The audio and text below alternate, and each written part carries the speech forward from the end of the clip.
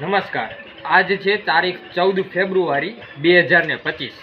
એક તરફ છે પ્રેમનો દિવસ એટલે કે વેલેન્ટાઇન ડે અને બીજી તરફ છે કાળો દિવસ એટલે કે બ્લેક ડે. આજે આપણે બંને પાસા વિશે વાત કરીશું, પ્રેમ અને બલિદાન. 14 ફેબ્રુઆરી વિશ્વભરમાં વેલેન્ટાઇન ડે તરીકે ઉજવવામાં આવે છે. શું આપણા માટે આ દિવસ પ્રેમનો દિવસ છે?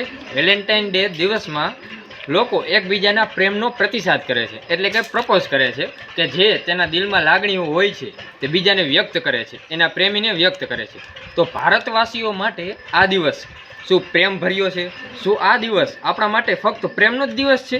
14 ફેબ્રુઆરી 2019 એ દિવસ ભારત માટે કદી ભૂલાવી ન શકાય તેવો દિવસ સાબિત થયો છે. કારણ કે જમ્મુ કાશ્મીરના પુલવામાના વિસ્તારમાં આપણા CRPFના 40થી વધુ જવાનો શહીદ થયા હતા.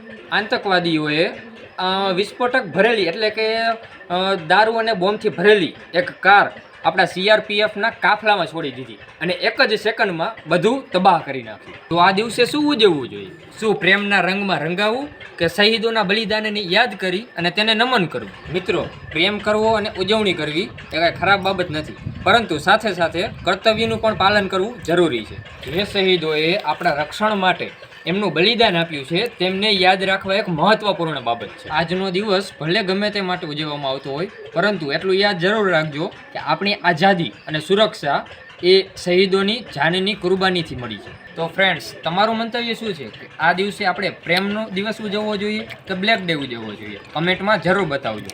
અને ફરીથી હવે મળીએ આપણે એક વિડીયો સાથે, નવા એક વ્લોગ સાથે. ત્યાં સુધી જય હિન્દ, જય ભારત.